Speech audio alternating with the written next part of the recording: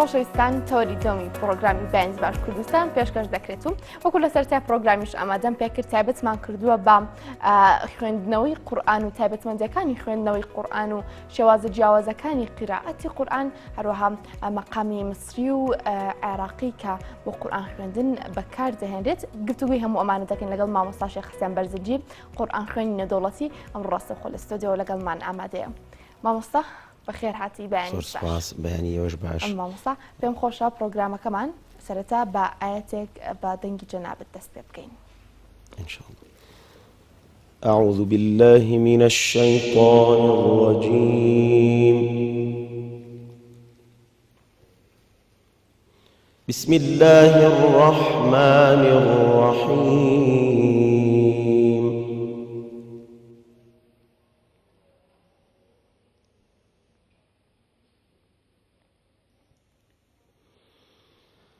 إن للمتقين مفازا حدائق وأعنابا وكواعب أترابا وكأسا دهاقا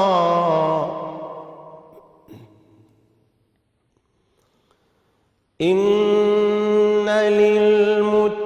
للمتقين مفازا حدائق وأعنابا وكواعب أترابا وكأسا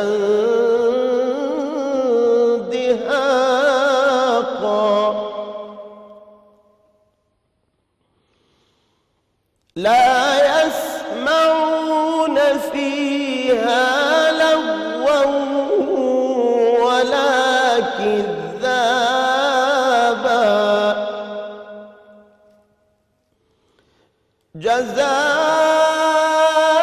جزاء من ربك عطاء حسابا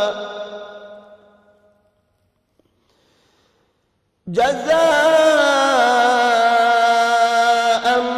من ربك عطاء حسابا صدق الله العظيم. مامۆستا دەنگە خۆش بێ. زۆر سپاس. سەلامت بێ. مامۆستاگیان سەرەتا با لەو پرسیارەوە دەست پێ بکەین کە چەند شێواز هەیە تایبەت بە خوێندنەوەی قورئان؟ بسم الله الرحمن الرحيم. الحمد لله والصلاة والسلام على سيدنا ومولانا رسول الله وعلى آله وأصحابه أجمعين. بيشكي صلاة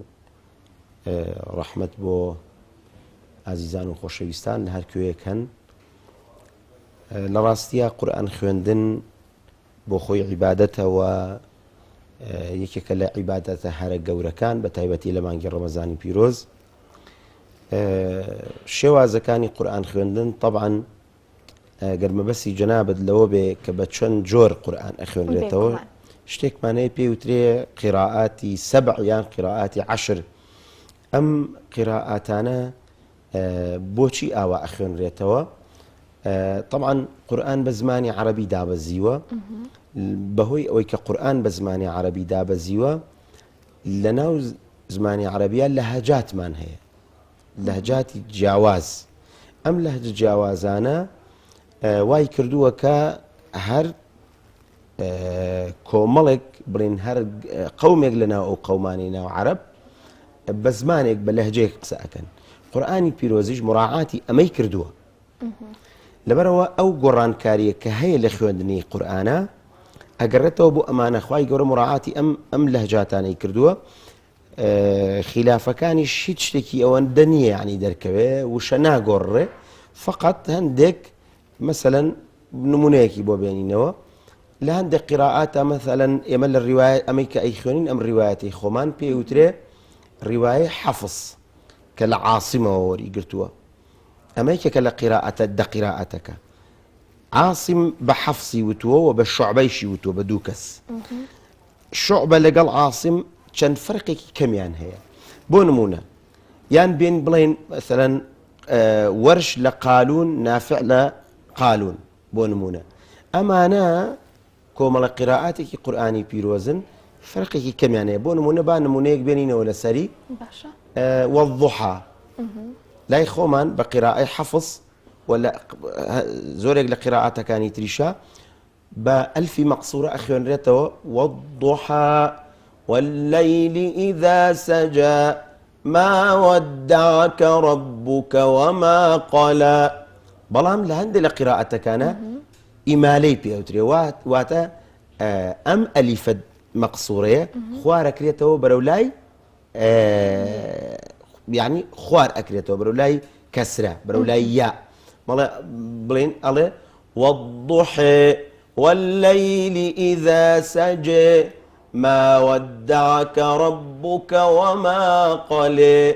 ئەوەی لێ دێ مثلا ئەمە قیراءەتەکانە مثلا قیراءەتی شوعبەمان هەیە ئەوانی کە فەرعەکانی لێ ئەبێتەوە کە ئەسڵەکەی عاصمە شوعبە و حەفسی لێ ئەبێتەوە مثلا وەرشمانەیە قالونمانەیە کیسائیمانەیە ئەبی عەمرمان هەیە یعقوبمانەیە ئەمانە هەموو قیراءاتن باشە مێژووی ئەم جۆرە قیراءەتە ناخۆت ئەم شێوازانە بۆ کەی دەگەڕێتەوە بۆ سەردەمی خەلیفەکان یاخود دوای بەدوایەوە بۆ سەردەمی پێغەمبەر صلی الله عليه وسلم خودی خۆی ئەگەڕێتەوە لە فرمودەیەک صحيح داهاتۆ کە پێغەمبەر صلی الله عليه وسلم فەرمێ أنزل القرآن على 7 أحرف پێغەمبەر فەرمێ صلی الله عليه وسلم خوای گەورە ئەم قورئانەی لەسەر 7 حرف ئەمە خۆی خلافێکی تا ئایا ئەم 7 حرفە 7 زمانە 7 لەهجەیە ئەمە هەیە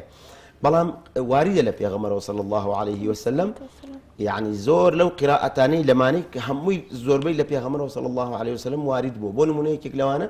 ئیمامی عومەر گوێی لە کەسێکە بێ قورئانە خوێنێ پێڵێ ئەم سوورەتی تۆ ئەی خوێنی پێغەمبەر صلی الله عليه وسلم ئاوا بۆ منی نەخوێندوتەوە ئەی با بۆ لای پێغەمبەر صلی الله عليه وسلم پێغەمبەر فەرمێ صلی الله عليه وسلم ئادەی بخوێنە ئەویش لە بەردەم پێغەمبەرە صلی الله عليه وآله وسلم ئەو هاوڵە بەڕێزە ئەخوێنێت قورئان ئەخوێنێت پێغەمبەر صلی الله عليه وسلم فەرمێ هاکەذا ئونزلت ئەمە ئاوا دابەزیوە بە ئیمامی عومەریشە فەرمێ ئیقرأ تۆش بخوێنە هەمان سوورەت هەمان ئاەت بۆی ئەخوێنێتەوە بۆ پێغەمبەر صلی الله عليه وآله وسلم لە وەڵامدا ئەویش پێغەمبەر صلی الله عليه وسلم فەرمێ هاکەذا ئونزلت ئاواش دابەزیوە یعنی هەردووکیان بۆ پێغەمبەر صلی الله عليه وسلم بەو جۆرە هاتووە هیچ ژینێکی تیانە یعنی ئیشکالێک بڵێن وشەیەک بۆ وشەیەکی تر ئەگۆڕێ و معناکەی تێکەیە نەخێر هیچ وشەیەک بۆ وشەیەکی تر معناکەی تێک ناچێەوە عینی وشە و عینینەکانە بەڵام لەهجاتەکان ئەگۆڕێت یعنی هیچ شتێکی ئیشکالێکی تیانە باشە هەر نزیکی لە لەهجاتەکان شێواز یاخود جۆری خوێندنەوەی قورئانی عێراقی لەگەڵ خوێندنەوەی قورئانی میسری دەمەوێت جیاوازی ئەو دوانم بۆ بکەیت بەڵێ ئەمەیان شتێکی ترە ئەمەی پێوترێ قوتابخانە جیاوازەکان بۆ شێوازی قورئان خوێندن لە بواری دەنگخۆشیە یعنی کۆمەڵی جیاوازی لە بینیانە هەیە طبعا قوتابخانەی میسری قوتابخانێکی ستانداردی جیهانیە و ئێستا لە پێشبڕکە جیهانەکانە و لە ئاهەنگە نێودەوڵەتیەکانە زیاتر بە شێوازی قوتابخانەی میسری قاریئەکان قورئانە خوێنن ئیتر ئەو قورئان خوێنی خودی وڵاتی میسر بێ میسری بێ یا خودی وڵاتانی تر بێ ینی بەعام ئێستا ئەم جۆرە خوێندنە و ئەمەی کە ئێستا من خوێندم ئەمە پێوترێ قوتابخانەی میسری قوتابخانەیەکی ترمان هەیە کاتی خۆی لە کۆنەوەی عێراقدا هەبووە ئەم قوتابخانەیە بەڕاستی قوتابخانەیەکی زۆر گەورەیە و قورئان خوێنی زۆر بەناوبانگی تیا دەرکەوتووە لەوانە حافظ خەلیل ئیسماعیل حاجی محمود عەبدولوەهاب سعید قالقالی مثلا قورئان خوێنی زۆر باش حافظ مهدی ئەم قورئان خوێنانە یعنی قورئان خوێن بوون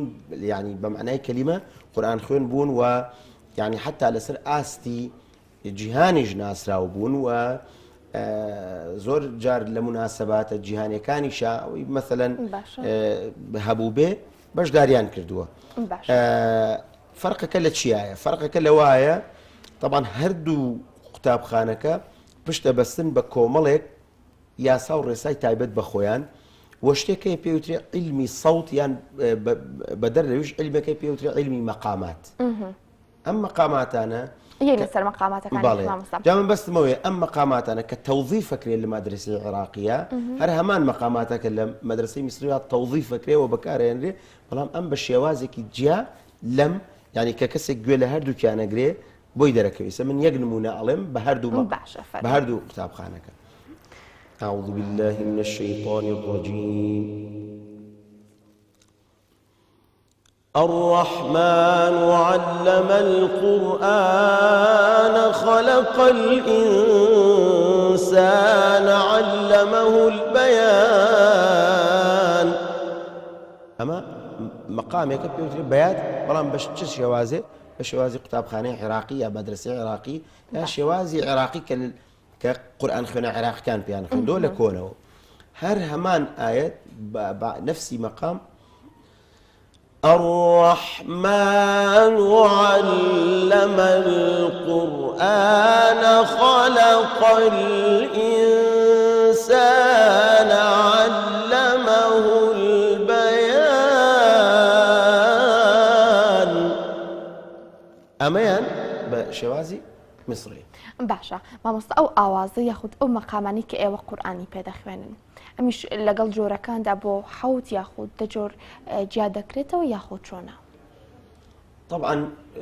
مەقامات بە شێوازێکی سەرەکی ئەکرێ بە حەوت یان هەشت بەش هەیەە بڵێن لە دێرێکە کۆیان کردوتەوە سونی عەبی سیحریک یان سونی عەبی سەحەر غێر کافەکەی لەگەڵا بێ طبعا ئەمە هەر پیتێک لەم پیتانە مەقامێکە بۆ نمونە بڵێن سەبا سادەکەیە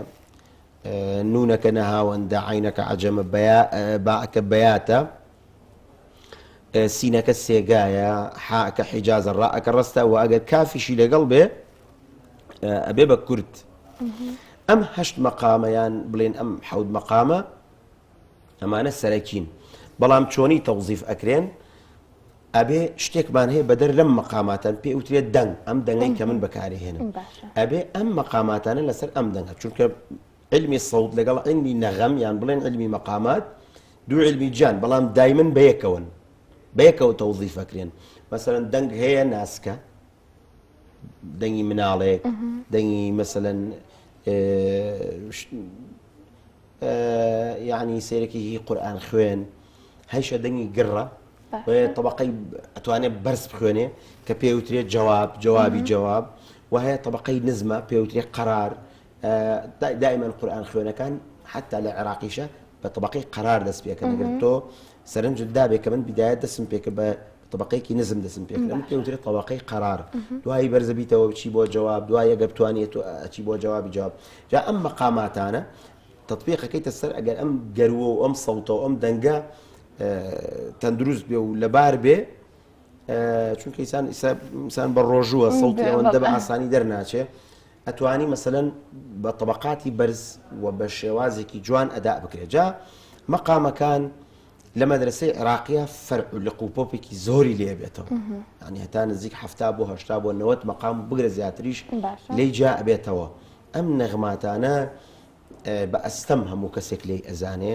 چونکە قورسە زۆر و بە ئاسانی فێری نابی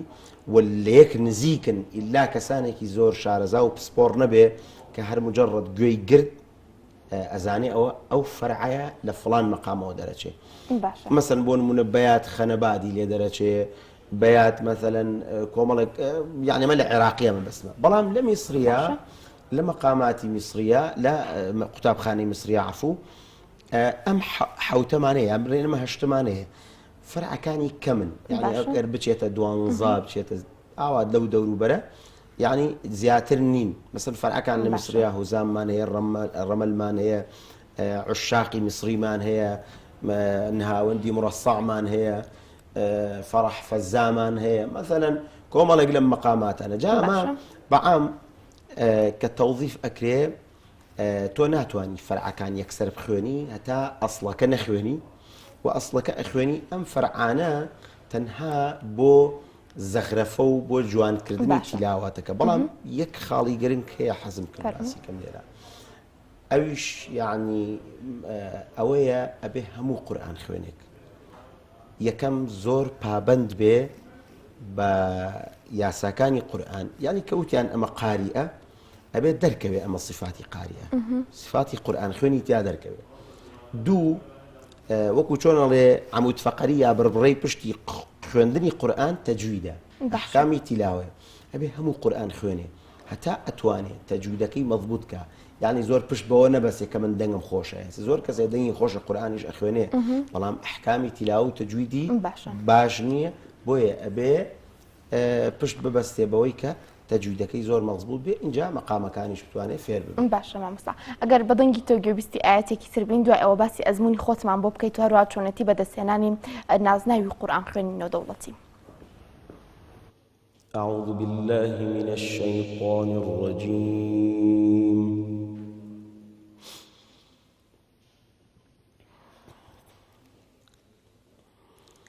بسم الله الرحمن الرحيم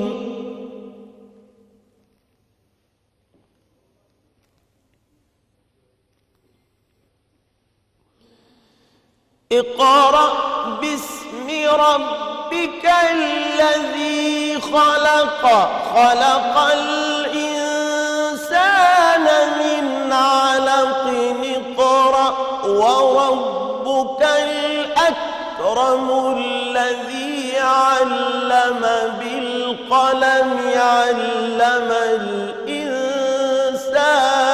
ما لم يعلم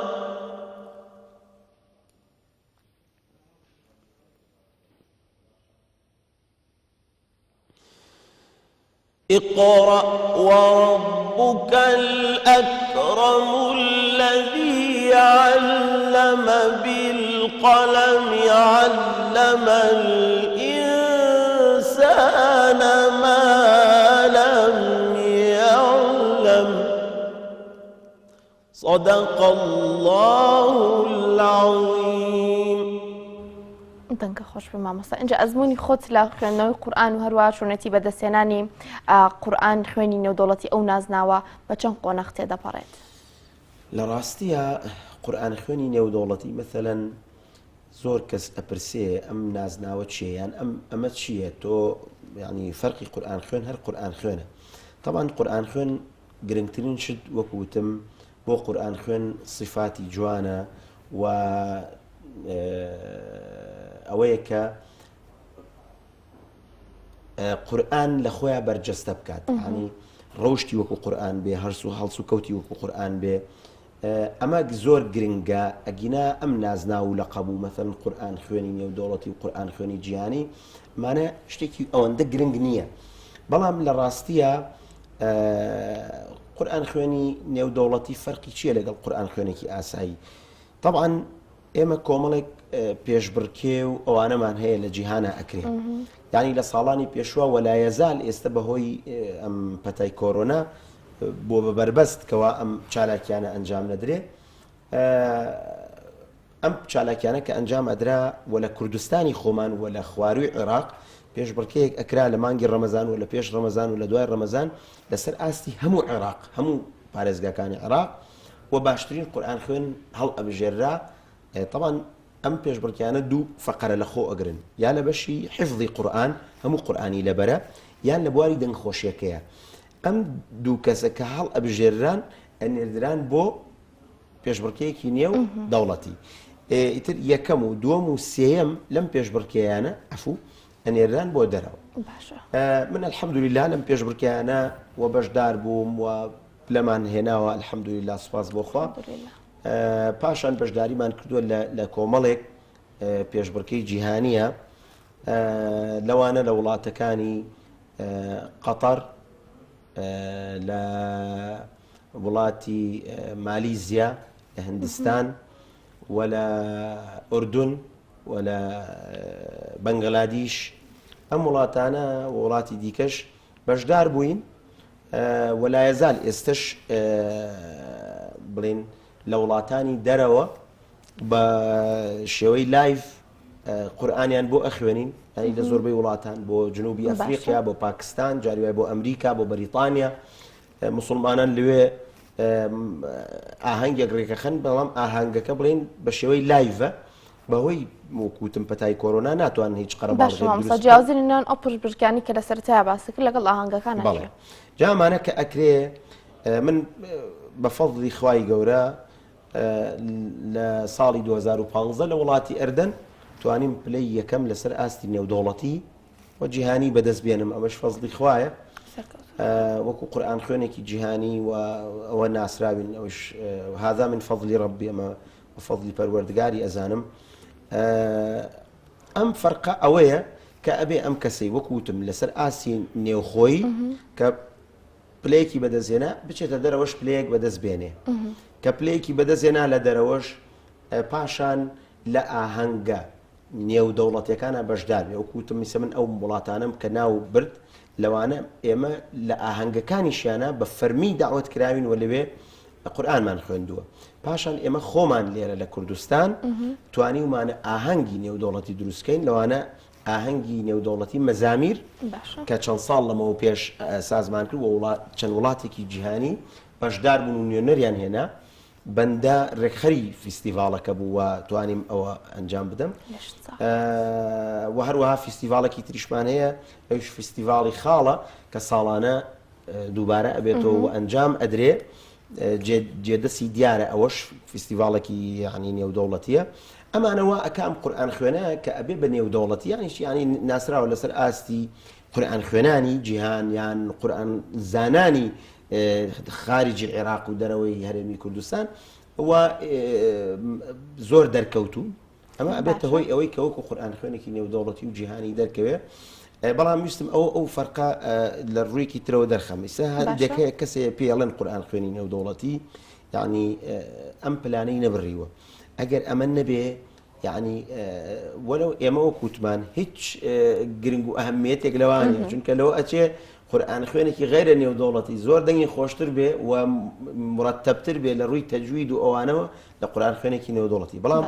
ئەم قورئان خوێنی نێودەوڵەتیە زۆر گرنگ نییە بۆ کەسێک کە ئەگەر پلەکانی نەبڕی بێ ناتوانێت ئاوا ینی وەکو قورئان خوێنێکی نێودەوڵەتی خۆی دەرببڕێ شێوازێکی تر هەیە کە قورئانی پێ ئەخوێنرێ حەزم کرد ئاماژەی پێ بکەم ئەویش تەرتیلە تەرتیل لە پێشنوێژەکانە بە تایبەتی لە تەراویحا بەڕاستی ئەمەش گرنگیەکی خۆی هەیە یعنی هەتا ئەو کەسەی پێشنوێژیەکە دەنگێکی خۆشیە بێ ئێستا ئەبینین زۆرێک لەو گەنجانە دەرکەوتون پێشنوێژی ئیمامەتی ئەکەن لە ڕەمەزانە بە تایبەتی زیاتر دەرەکەون و غەیری ڕەمەزانیش لە نوێژەکانە پێشنوێژی ئەکەن دەنگێکی خۆشیان هەیە ئەمانش بۆ خۆیان وەکو ئەڵێ پێگەیەکی تایبەتیان هەیە و بەڵام فەرقیان هەیە لەگەڵ ئەم قورئان خوێنانە چونکە ئەمان زیاتر دەرکەوتوترن و معروفترن ئەمانەی کە بە مەقاماتە میسری جیاوازە دەرکەوتنەکە بۆ نمونە ئەو کەسانی کە لە پێشنوێژدا قورئان دەخوێنن شێوازی یاخود جۆری قورئان خوێندنەکەیان هیچ جیاوازیەکی هەیە لەگەڵ ئەو شێوازی کە لە پێشبڕکێ جیهانیەکان جیاکراوەتەوە یاخود بەڵێ ئێستا من لە یەک کۆپلەی بچووکە باسی ئەەکەم بەقتەعێکی بچووک ئەڵێم فەرقی بینی تەرتیل لەگەڵ تیلاوەت بۆ دەرەکەوێت تیلاوە ئەو بوو کە تا ئێستا من ئەم خوێن بە هەردوو مەدرسەکە بە عێراقی و بە میسری کە نمونە مێنایەوە تەرتیلیش ئەمەیانە أعوذ بالله من الشيطان الرجيم بسم الله الرحمن الرحيم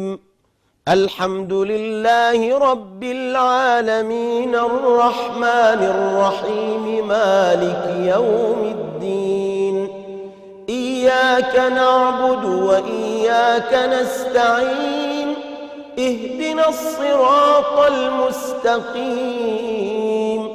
صراط الذين أنعمت عليهم غير المغضوب عليهم ولا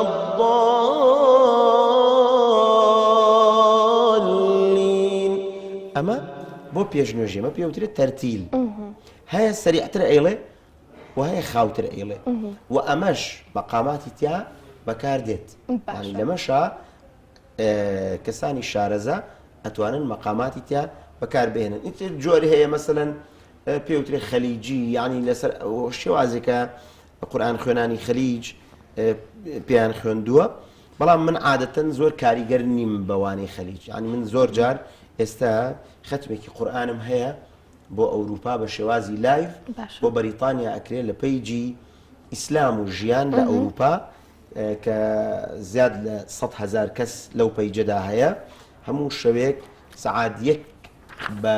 کاتژمێری هەرێمی کوردستان و سەعات 11 بە کاتژمێری ئەوروپا بە شێوازی لایڤ و ڕاستەوخۆ ختمێکی قورآن ئەکەین سوپاس بۆخوا خەڵکی زۆر ڕازیە لێ خۆش لێمان ڕازی بێ ئینشاءالله ئەمە من بە مەقاماتێک ئەخوێنم تێکەڵاو بە عێراقیە هەن تەرتیلە و بە مەقاماتێکی تایبەت بە خۆم لەوێ ئەخوێنم حەز ئەەکەم مەسەلەن بە شێوازێکی تر بۆ دەرەوە دەرکەوێت چونکە خەڵکی زۆر گوێیان لە جۆرێک لە دەنگ ببێ تووشی مومیلیە بن دایمەن نوێگەری لەم دەنگانە بکرێ خۆشتر باشە مامۆستا باسی مەقامی میسری و عێراقیمان کرد کورد مەقامێکی تایبەتی هەیە جۆرێکی تایبەتی هەیە لە خوێندنەوەی قورآن یاخود هەر پەیڕەوی جۆرەکانی تری قورآن خوێندن دەکات قورآن خوێنە کوردەکان لە ڕاستیە لە کۆنە لە حەفتاکان و لە شەستەکانە و لە کۆنتریشە بە کۆمەڵێک مەقاماتی کوردی قورآنیان خوێندووە بەڵام مەقامە کوردیەکان کەسانی شارەزا نەبێ ناتوانێت تەوظیفی بکە و تەطبیقی بکە لەسەر ئاەتەکان چونکە بۆ ئەم مەقاماتانە لە زۆر کاتە بۆ جانبی هونەری بۆ گۆرانی بۆ ئەمانە بەکار هاتووە گۆرانیش فەرقی هەیە لەگەڵ قورآن خوێندن قورآن کەلامی خوایە و ناکرێ بە شێوازێک بیخوێنی بەلای گۆرانیە بشوبهێ بەڵێ گۆرانی هونەرێکە و باس کراوە و ینی هونەرمەندی تایبەت بەخۆی هەیە بەڵام قورآن بەعام کەلامی خوایە یاسا و ڕێسای تایبەتی خۆی هەیە و وەکوتم بێ بە ضوابطی قواعدی تەجوید و وەقف و ئیبتیدا و بە شێوازێک مەخارجی حرفەکان دەربکەوێ و نابێ بکرێ بە شێوازێک و گۆرانی دەربکەوێ لەبەرەوە قورآن خوێنە کوردەکان ڕەحمەتی خۆیان لێ بێوانیان کە وفاتیان کردووە یعنی مەقامە کوردیەکانیان تەوظیف کردووە زۆریکیان بە جوانی ئەیان خوێن یعنی لە مزگەوتی گەورە کاتی خۆی قورآن خوێنی باشمانە بوو لە حافظەکان کە قورآنیان ئەخوێن من لە یادمە کە ئێستش دەنگی زۆرێکیان هەر لە یادمە مثلەن مەقامی هەمایۆن کە فەرعێکە لە حیجاز ئەیان خوێن أعوذ بالله من الشيطان الرجيم بسم الله الرحمن الرحيم إن الذين آمنوا وعملوا الصالحات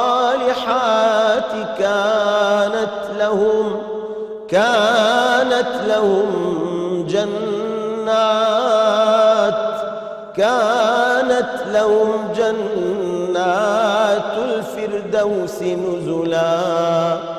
ما تقريبا مقامي همايونا كلا حجاز ورقي يعني قرآن خونا كاني بيشوتر لكردا جدسان دیارە باشە مامۆستا لەگەڵ ئەمانەیە کە زۆر جایگوێ لە قورآن ئەگرین شێوازێکی تایبەتە بینین لە دەنگی قورآن خوێنەکە بوومە هەندێک قورآن خوێن زۆر بەتوندی قورآنەکە دەخوێنێت و ترسێک بە شێوازە لە شێوازەکان ترسێکە لە خوای گەورە بۆ دروستەکە بەڵام بە پێچانەوە هەندێک قورآن خوێن هەیە هێندە بە نەرمی قورآنەکە خوێن تو هەستەکەی قورآنەکەت خۆش ئەوێت خوای گەورەت خۆش ئەوێت لەگەڵ ترسەکەشدا ئەمە هۆکارەکەی مەقاماتەکانی یاخود دەنگی قورآن خوێنەکە یاخود هۆکارەکەی بۆ چی ئەگەڕێتەوە هۆکارەکەی بۆ یەک شت ئەگەڕێتەوە ئەگەر ئەو کەسە خوشوعی هەبێ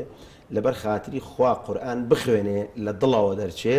ئەچێ بۆ دڵی بەرامبەر و لە مادەم لەبەر خاتری خوا خوێندوێتی قورآنەکەی کاریگەر ئەبێ بەسەر دڵ و دەرونی بەرامبەردا ئەگەر بێباوەڕیش بێ ینی ئەگەر مسلمانیش نەبێ یعنی ئێمە نمونەمان هەیە قورآن خوێن هەیە بۆ نمونە مامۆستا شێخ عەبدولباسط عەبدولسەمەد ڕەحمەتی خوای لێبێت کە بە ڕەگەز کوردە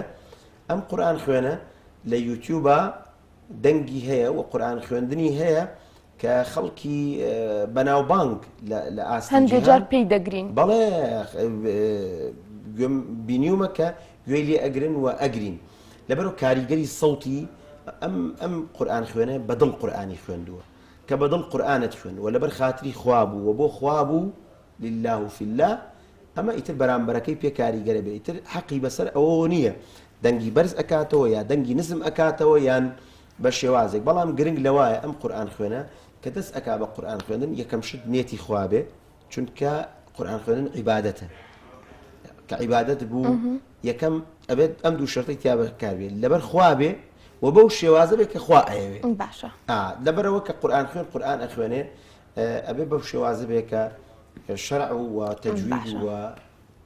باشا ما مصح تكاني القرآن هندك الآيات عندك آيات بونمونا خوي جورب بتوضع الله سزاي أم كارت أميا لهند آيات تردابون منا باسي جواني بهشتو باسي تابت من دكان إسلام دكات كبمروفي بخشيوا الشوازي خنوي قرآن بو قرآن خوينا كلم دوجور الآيات ذا جوازيك دروز دكات بونمونا لكات خنوي أو جوريا كم كباسم كر تنديك لصوت يعني شاني بسرعة باتي أخوشتك برسيارك جوانا طبعا هو إمكاتي خوي ولا يزال كخلمان أكردو بوفيربوني مقامات بواني أو برزاني كحزان أكرت فيري مقامات ببن وتطبيقي بكنس الآية كاني قرآني بيروز بيمان أوتن أم مقام بو أم آيتان أبي أم مقام بو أمان أما أبي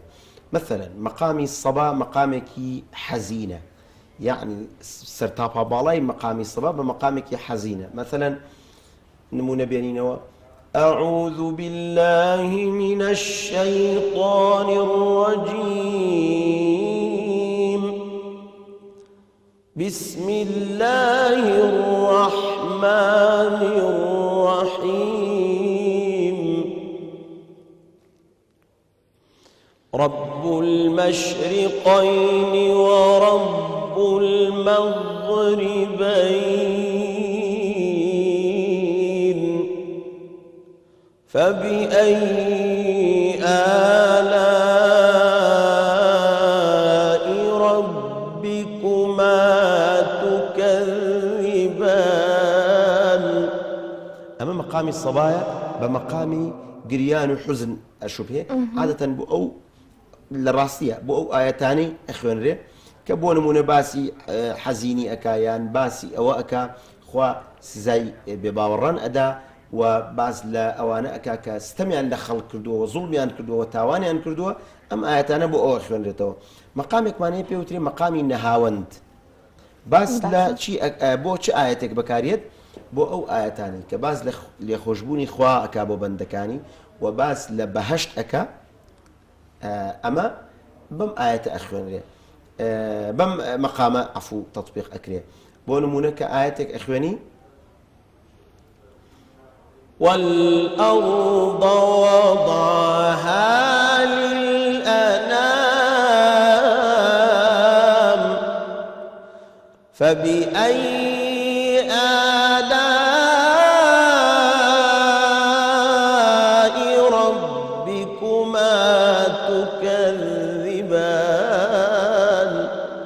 أما مقامي نهاونده وبو أو آيات أنا أقنجي كباسي أو كأخوال بندكاني خوش بيا باز لبهشتكايا باز لهرشتكايا بس بشرتي بو أو النبي كباسي سزاي خواي پروردگارك يا توري خواك برامبر بهندق لبندكاني باشا ما مصار شيخ سن برزنجي قرآن خويني دولتي أمر راستا خول استوديو لقل مامبوم بدنگا تايبتكي أمر برنامج كماني بقرآني بيروز جوان تركرت ما مصار دموي كوداي ببرنامج كمان بينم بآياتك قرآن بدنجي جنابت إن شاء الله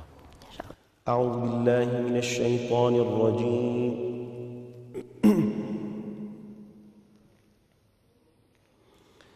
بسم الله الرحمن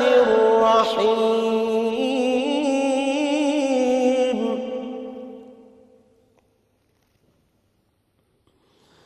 والتين والزيتون وطور سينين وهذا البلد الأمين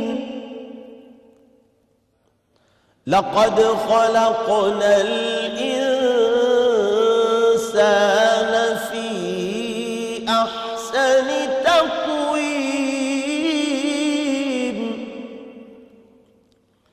ثم رددناه أسفل سافلين إلا الذين آمنوا وعملوا الصالحات فلهم أجر غير ممنون